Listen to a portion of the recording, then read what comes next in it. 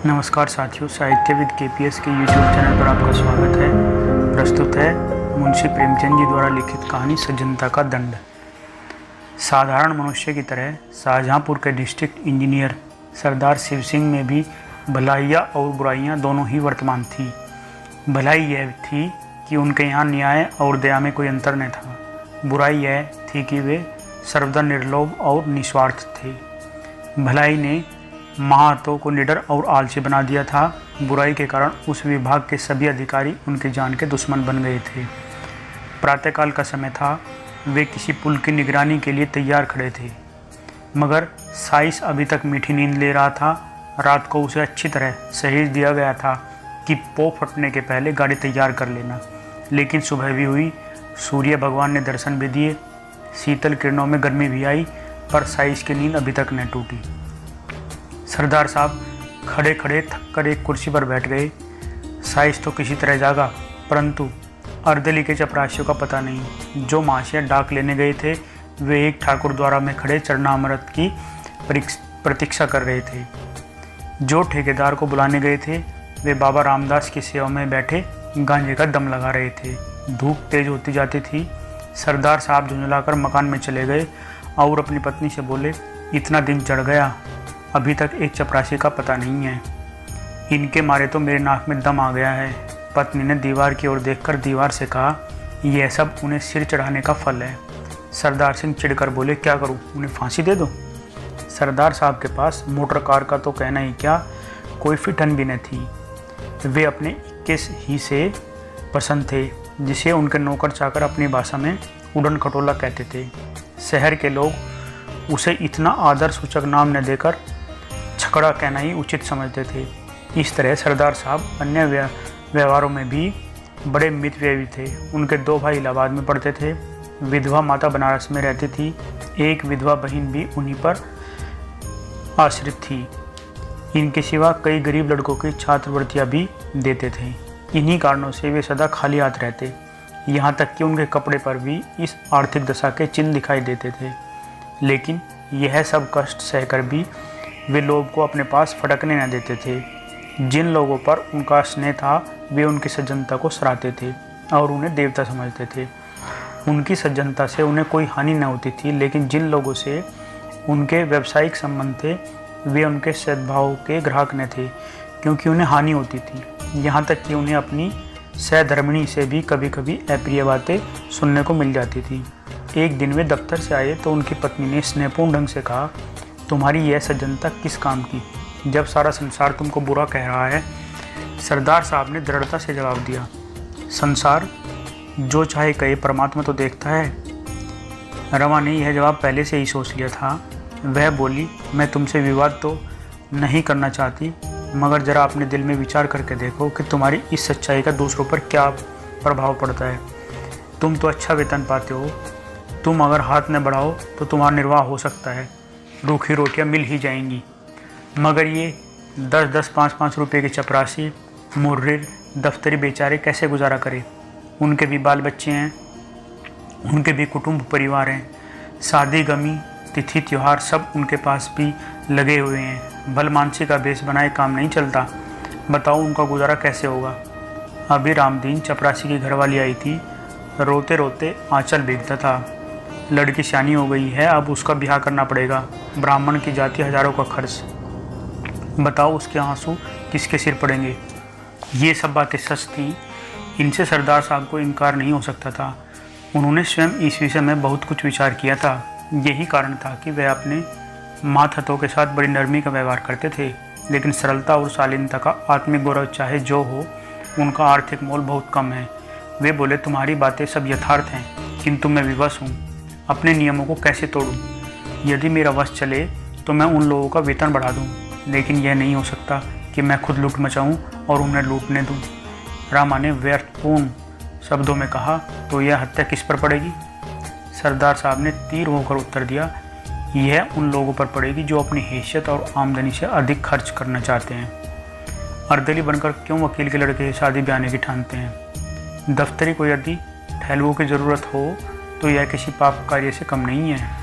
मेरे साइज की स्त्री अगर चांदी की सिल गले में डालना चाहे तो यह उसकी मूर्खता है।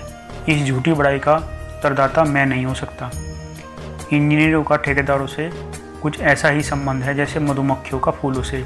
अगर वे अपने नियत भाग से अधिक पाने की चेष्टा न करें तो उनसे किसी को शिकायत नहीं हो सकती। यह मधुरस कमीशन कहलाता है। रिश्वत लोक और परलोक दोनों का ही सर्वनाश कर देती है। उसमें भय है, चोरी है, बदमाशी है, मगर कमीशन एक मनोहर वाटिका है जहाँ न मनुष्य का डर है न परमात्मा का भय।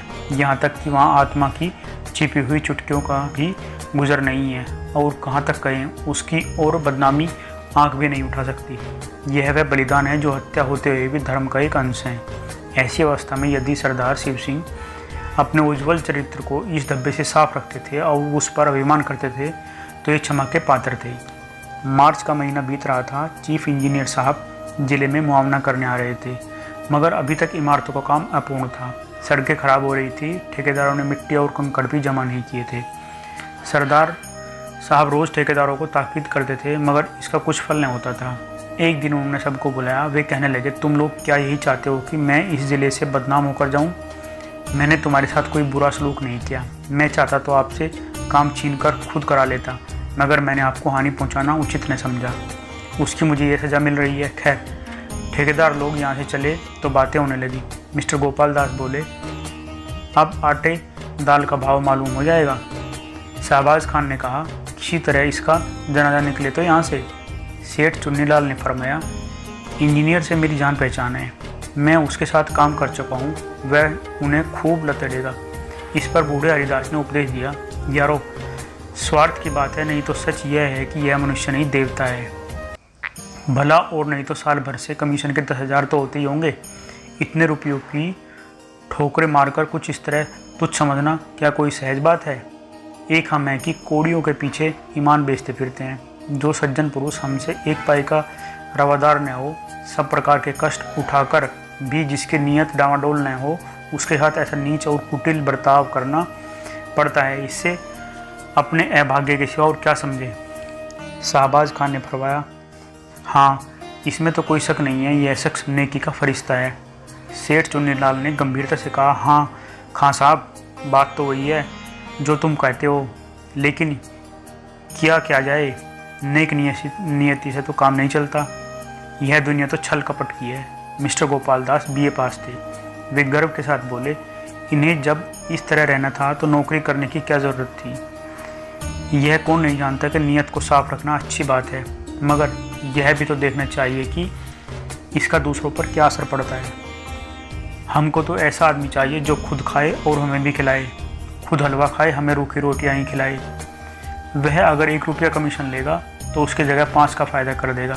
इन माशे के यहाँ क्या है? इसलिए आप जो चाहें कहे, मेरी तो कभी इनसे निभ नहीं सकती। शहबाज खान बोले, हाँ, नेक और पाक-साफ रहना ज़रूर अच्छी चीज़ है, मगर ऐसी नेकी ही से क्या जो दूसरों की जान ले ले।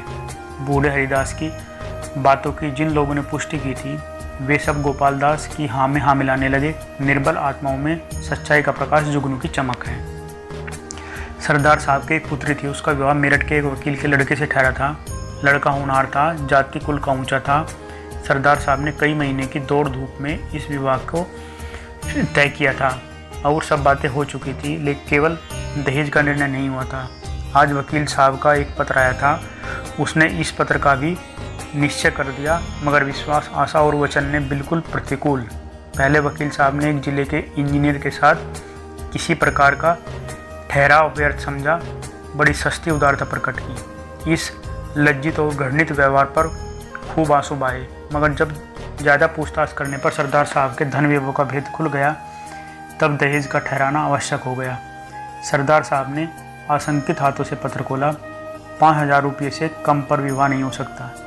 वकील साहब को बहुत खेद और लज्जा थी कि वे इस विषय में स्पष्ट होने पर मजबूर किए गए, मगर वे अपने खानदान के कई बूढ़े खर्राट, विचारहीन, स्वार्थ महात्माओं के हाथों बहुत तंग थे। उनका कोई वंश न था। इंजीनियर साहब ने एक लंबी सांस खींची। सारी आशाएं मिट्टी में मिल गई। क्या सोचते थे, क्या हो गया? विकल होकर कमरे में टहलने लगे। उन्होंने जरा देर पीछे पत्र को उठा लिया और अंदर चले गए। विचारा कि यह पत्र रामा को सुनावे, मगर फिर ख्याल आया कि यहाँ सहानुभूति की कोई आशा नहीं। क्यों अपनी निर्बलता दिखाऊं? क्यों मूर्ख बनूं? वह बिना बातों के बात न करेगी, यह सोचकर वे आंगन से लौट आए। सरदार साहब स्वभाव के बड़े दयालु थे और कोमल हृदय आपत्तियों में स्थिर नहीं रह सकता। वे दुख और ग्लानि से भरे हुए सोच रहे थे कि मैंने ऐसे कौन से बुरे काम किए हैं जिनका मुझे यह फल मिल रहा है। बरसों की दौड़ धूप के बाद जो कार्य सिद्ध हुआ था वह क्षण मात्र में नष्ट हो गया। अब वह मेरी सामर्थ्य के बाहर है, मैं उसे नहीं संभाल सकता। चारों ओर अंधकार है, कहीं आशा का प्रकाश नहीं है, कोई मेरा सहायक नहीं। उनके नेत्र सजल हो गए। सामने मेज पर ठेकेदारों के बिल रखे हुए थे, वे कई सप्ताह से यूं ही पड़े थे। सरदार ने उन्हें खोलकर भी न देखा था। आज इस आत्मिक ग्लानि और निराशा की अवस्था में उन्होंने इन बिलों को सतृष्ण आंखों से देखा। जरा से इशारे पर ये सारी कठिनाइयाँ दूर हो सकती हैं। चपरासी और क्लर्क केवल मेरी सहमति के सहारे सब कुछ कर लेंगे, मुझे जबान हिलाने की भी ज़रूरत नहीं, न मुझे लज्जित ही होना पड़ेगा। इन विचारों का इतना प्रभाव हुआ कि वे वास्तव में बिलों को उठाकर गौर से देखने लगे और हिसाब लगाने लगे कि उनमें कितनी निकासी हो सकती है। मगर शीघ्र ही आत्मा ने उन्हें जगा दिया। आह, मैं किस भ्रम में पड़ा हुआ हूँ। क्या उस आत्मिक पवित्रता को जो मेरी जन्म भर की कमाई है केवल थोड़े ही धन पर अर्पण कर दूँ, जो मैं अपने सहकारियों के सामने गर्व से सिर उठाए चलता था, जिससे मोटरकार वाले भ्रातागण आंखें नहीं मिला सकते थे, वही मैं आज अपने उस गौरव और मान को, अपनी संपूर्ण आत्मिक संपत्ति को 10-5 हज़ार रुपये पर त्याग दूं? ऐसा कदापि नहीं हो सकता। अब उसको विचार को परास्त करने के लिए जिसने क्षण मात्र के लिए उन पर विजय प्राप्त की थी, वे उस संसार कमरे में जोर से ठाकर हंसे। चाहे उस हंसी उन बिलों ने, कमरे की दीवारों ने न सुनी हो, मगर उनकी आत्मा ने अवश्य सुनी। उस आत्मा को एक कठिन परीक्षा में पार पाने पर परम आनंद हुआ। सरदार साहब ने उन बिलों को उठाकर मेज के नीचे डाल दिया, फिर उन्हें पैरों से कुचला। तब इस विजय पर मुस्कुराते हुए अंदर आ गए। बड़े इंजीनियर साहब नियत समय पर शाहजहाँपुर आए। उनके साथ सरदार साहब का दुर्भाग्य भी आया। जिले के सारे काम अधूरे पड़े हुए थे। उनके खान सामा ने कहा, हुजूर, काम कैसे पूरा हो? सरदार साहब ठेकेदारों को बहुत तंग करते हैं। हेड क्लर्क ने दफ्तर के हिसाब को भ्रम और भूलों से भरा पाया। उन्होंने सरदार साहब की तरफ से न कोई दावत दी गई न कोई भेंट, तो क्या वे सरदार साहब के नातेदार थे जो गलतियां न निकालते? जिले के ठेकेदारों ने एक बहुमूल्य डाली सजाई और उसे बड़े इंजीनियर साहब की सेवा में ले जाकर हाजिर हुए। वे बोले, हुजूर, चाहे गुलामों को गोली मार दे, मगर सरदार साहब का अन्याय अब नहीं सहा जाता।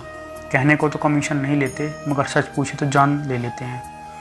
चीफ इंजीनियर साहब ने मुआने की किताब में लिखा, सरदार शिव सिंह बहुत ईमानदार आदमी है, उनका चरित्र उज्जवल है, मगर वे इतने बड़े ज़िले के कार्य का भार नहीं संभाल सकते। परिणाम यह हुआ कि वे एक छोटे से ज़िले में भेज दिए गए और उनका दर्जा भी घटा दिया गया। सरदार साहब के मित्रों और स्नेहियों ने बड़े समारोह से एक जलसा किया। उसमें उनकी धर्मनिष्ठा और स्वतंत्रता की प्रशंसा की। सभापति ने सैजल नेत्र होकर कंपित स्वर में कहा, सरदार साहब के वियोग का दुख हमारे दिल में सदा खटकता रहेगा, यह घाव कभी न भरेगा। मगर फेयरवेल डिनर में यह बात सिद्ध हो गई कि स्वादिष्ट पदार्थों के सामने वियोग का दुख दुस्सह नहीं। यात्रा के सामान तैयार थे। सरदार साहब जलसे से आए तो रामा ने उन्हें बहुत उदास और मलिन मुख देखा। उसने बार बार कहा कि बड़े इंजीनियर साहब के खान सामा को इनाम दो, हेड क्लर्क की दावत करो, मगर सरदार साहब ने उनकी बात न मानी थी। इसलिए जब उसने सुना कि उनका दर्जा घटा और बदली भी हुई, तब उसने बड़ी निर्दयता से अपने व्यंग बाण चलाए।